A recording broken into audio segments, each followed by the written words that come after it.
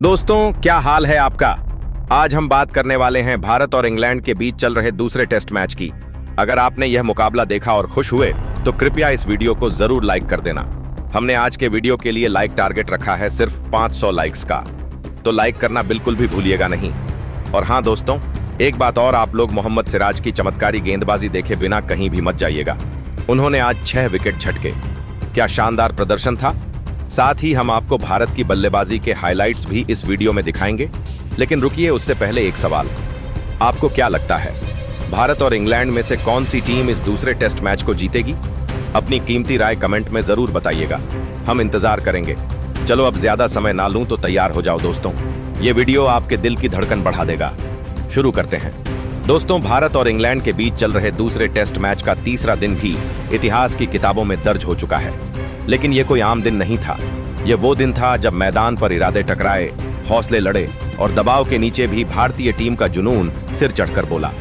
इस मुकाबले की शुरुआत हुई थी इंग्लैंड के कप्तान बेन स्टोक्स द्वारा टॉस जीतकर पहले गेंदबाजी करने के फैसले से। शायद उन्होंने सोचा था कि बर्मिंघम की हरियाली भारत की बल्लेबाजी को समेट देगी, लेकिन भारतीय टीम ने जो जवाब दिया वह किसी युद्ध घोष से कम नहीं था। शुभमन गिल ने 259 रन की ऐसी विस्फोटक और सदी हुई पारी खेली जिसने हर आलोचक को खामोश कर दिया।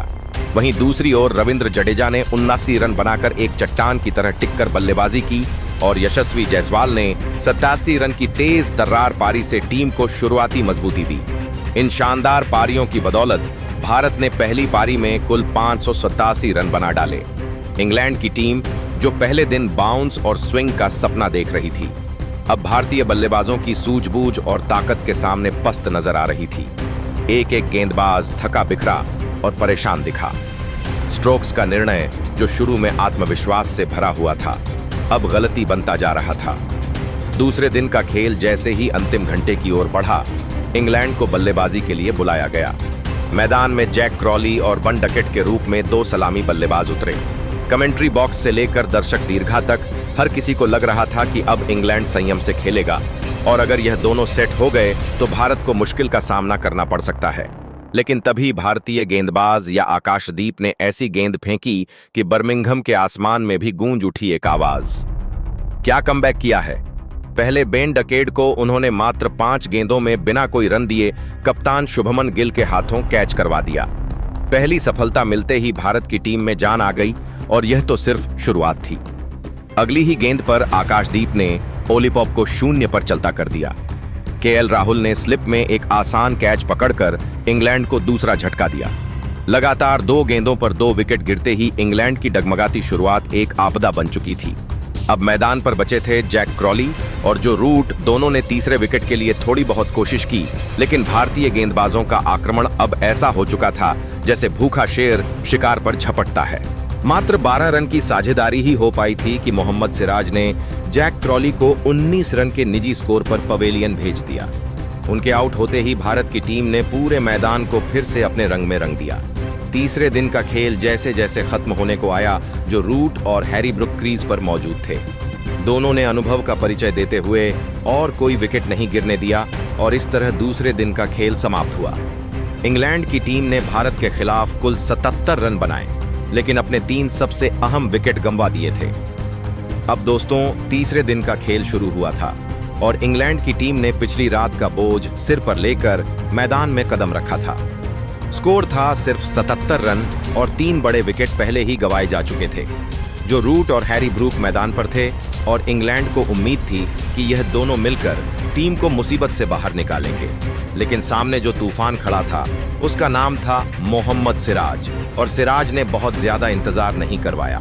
जैसे ही दिन की शुरुआत हुई, मोहम्मद सिराज ने अपनी गेंदबाजी में चालाकी का ऐसा तड़का लगाया कि जो रूट जैसे बल्लेबाज भी कच्चा खा गए। उन्होंने 46 गेंदों का सामना किया, लेकिन कर पाए सिर्फ 22 रन, और जैसे ही वह थोड़ा सेट होने लगे, सिराज ने बाहर जाती एक शानदार लेंथ गेंद डाली जिसे रूट ने खेलने की कोशिश की, लेकिन गेंद बल्ले का बाहरी किनारा लेकर सीधा अर्शभ पंत के दस्तानों में समा गई। पूरा मैदान गूंज उठा। रूट आउट और इंग्लैंड का स्कोर सिर्फ 84 रन पर पहुंच चुका था, लेकिन 5 में से 4 विकेट वापस पवेलियन लौट चुके थे। इस वक्त तक मोहम्मद सिराज 2 विकेट अपने नाम कर चुके थे और 2 विकेट आकाशदीप के खाते में जा चुके थे, लेकिन आग अभी बुझी नहीं थी। अब मैदान पर आए इंग्लैंड के कप्तान बेन स्टोक्स। चारों ओर सन्नाटा था, जैसे मैदान भी खुद देखना चाहता हो कि कप्तान क्या कर सकते हैं। लेकिन सिराज उस दिन कुछ और ही मूड में थे। 22वें ओवर की चौथी गेंद पर स्टोक्स को ऐसी गेंद फेंकी जिसने उनके पैर जड़ से हिला दी। गेंद हल्की सीम मूवमेंट के साथ गई और स्टोक्स ने उसे छूने की कोशिश की, लेकिन नतीजा वही हुआ। बल्ले का किनारा सीधा पंत के दस्तानों में और स्टोक्स पहली ही गेंद पर आउट। सिराज के लिए यह तीसरा विकेट था और इंग्लैंड की हालत तबाह। कुल स्कोर अभी भी 84 रन और 5 विकेट वापस ड्रेसिंग रूम में। हर किसी को अब लगने लगा था कि इंग्लैंड की टीम 200 या 250 रन के अंदर ही सिमट जाएगी। लेकिन क्रिकेट दोस्तों सिर्फ स्कोर नहीं होता, यह खेल है इरादों का, जज्बे का और कभी कभी चमत्कारों का। और फिर हुआ कुछ ऐसा जिसे देखकर हर भारतीय गेंदबाज संयम रेई पसीने पसीने हो गया। अब मैदान पर हैरी ब्रूक डटे हुए थे और उन्हें साथ मिला जमी स्मिथ का। दोनों बल्लेबाजों ने ऐसी समझदारी, संयम और ताकत दिखाई कि मानो गेंदबाजी का ज्ञान उनके डीएनए में। एक ओर हैरी ब्रूक गेंदबाजों को मैदान के हर कोने में भेज रहे थे, तो दूसरी ओर जमी स्मिथ ने भी दिखा दिया कि विकेट बचाते हुए रन कैसे बनाए जाते हैं। देखते ही देखते दोनों ने मिलकर स्कोर 200 रन के पार पहुंचा दिया। हर ओवर के साथ भारतीय टीम की बढ़त कम होती जा रही थी और इंग्लैंड का आत्मविश्वास वापस लौट रहा था। टी ब्रेक से पहले भी कोई विकेट नहीं गिरा। लंच ब्रेक तक भी भारत को कोई सफलता नहीं मिली। मोहम्मद सिराज, आकाशदीप, वॉशिंगटन सुंदर सभी ने अपनी किस्मत आजमाई, लेकिन एक भी गेंद उस जादू को नहीं तोड़ सकी जो ब्रूक और स्मिथ ने रच रखा था। और फिर मैदान पर बज उठी तालियां।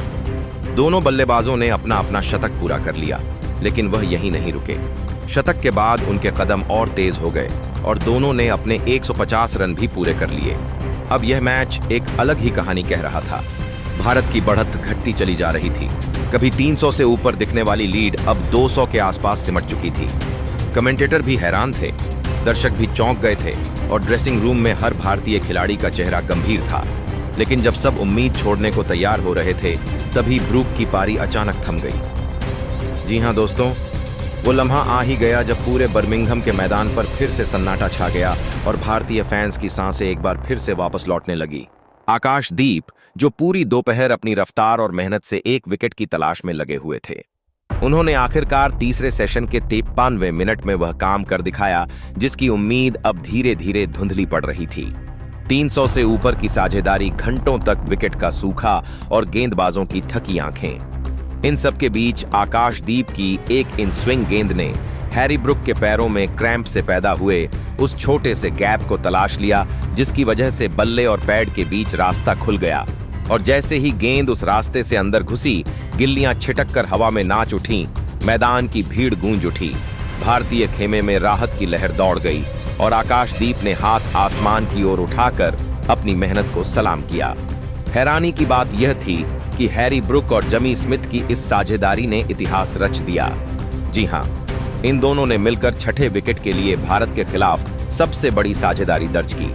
पूरे 303 रन, एक ऐसा आंकड़ा जिसे भारत की गेंदबाजी ने कभी इतने लंबे समय तक सहा नहीं था। ब्रूक ने 224 गेंदों में 158 रन बनाए, जिसमें 17 चौके और एक गगनचुंबी शामिल था। उनकी पारी क्लासिक, नियंत्रित और आक्रमण का अद्भुत संगम थी। जब वो आउट हुए तब इंग्लैंड का स्कोर पहुंच चुका था 387 रन पर 6 विकेट के नुकसान पर। अब मैदान पर उतरे क्रिस वॉक्स, एक ऐसा बल्लेबाज जो कभी बल्लेबाजी से चौंका देता है और कभी गेंद से कहर बरपाता है। जमी स्मिथ के साथ उन्होंने फिर से एक साझेदारी की नींव डालने की कोशिश की, लेकिन अब पिच पर माहौल बदल चुका था। गेंदबाजी की लय बदल चुकी थी और भारतीय खेमे में वो चुप्पी टूट चुकी थी जो घंटों से खींची हुई थी। एक तरफ से आकाशदीप ने जैसे अपनी सांसें तेज कर दी थी। हर गेंद, हर रन और हर अपील अब ज्यादा तीखी, ज्यादा गंभीर लग रही थी। दूसरी ओर से मोहम्मद सिराज, जो पहले ही 3 विकेट झटक चुके, अब फिर से रन अप में और तेजी से दौड़ते नजर आ रहे थे। गेंद में स्विंग लौट आई थी, फील्ड सेटिंग्स आक्रामक हो चुकी थी और दर्शक दीर्घा से फिर से भारत भारत के नारे उठने लगे थे। अब रन नहीं, विकेटों की बरसात शुरू होने वाली थी। यह वो वक्त था जहां इंग्लैंड के बल्लेबाजों को एक एक गेंद से डर लगने लगा था, क्योंकि भारत की गेंदबाजी सिर्फ गेंद नहीं फेंक रही थी, वो बदला ले रही थी उस दर्द का, उस थकावट का जो ब्रूक और स्मिथ की साझेदारी ने दिया था। यहां आकाशदीप ने क्रिस वॉक्स को 5 रन पर आउट कर दिया। फिर मैदान पर आए ब्राइडन कार्स, जो कि 4 गेंदों में बिना खाता खोले ही अपना विकेट मोहम्मद सिराज को दे बैठे। तो वहीं दोस्तों जोश टंग का विकेट भी मोहम्मद सिराज ने 0 रन पर गिराया, तो शोएब वसीर भी 0 रन पर ही आउट हो गए। और दोस्तों लास्ट के तीनों बल्लेबाजों को 0 रन पर आउट करके मोहम्मद सिराज ने मैच का पासा ही पलट दिया। और दोस्तों फिर क्या था, यहां इंग्लैंड के लिए बस एक बल्लेबाज नाबाद रहा और वो थे जमी स्मिथ, जिन्होंने 184 रन बनाए। बाकी तो पूरी टीम एक के बाद एक अपने विकेट गंवाती चली गई और इस मुकाबले में इंग्लैंड की टीम 407 रन बनाने में कामयाब हो सकी और भारत की टीम को बढ़त हासिल हुई 180 रन की। जहां भारत के लिए मोहम्मद सिराज ने सबसे ज्यादा 6 विकेट हासिल किए 70 रन देकर, तो वहीं आकाशदीप ने 88 रन देकर 4 विकेट चटकाए और इसी के साथ मोहम्मद सिराज इस मुकाबले में सबसे अच्छी गेंदबाजी करने वाले गेंदबाज भी बने। अब दोस्तों बारी थी भारतीय बल्लेबाजों की जल्द से जल्द 200-300 रन बनाकर इंग्लैंड की टीम के सामने टारगेट सेट करने का। अब दोस्तों यहां भारत की तरफ से यशस्वी जायसवाल और केएल राहुल पारी की शुरुआत करने के लिए आए, जहां दोनों बल्लेबाजों का एम बस यही था कि जैसे तैसे करके टीम के स्कोर को तीसरे दिन का खेल समाप्त होने तक 100 रन के पार लेकर जाए। लेकिन दोस्तों इंग्लैंड की गेंदबाजी भी इस बार कमजोर नहीं थी।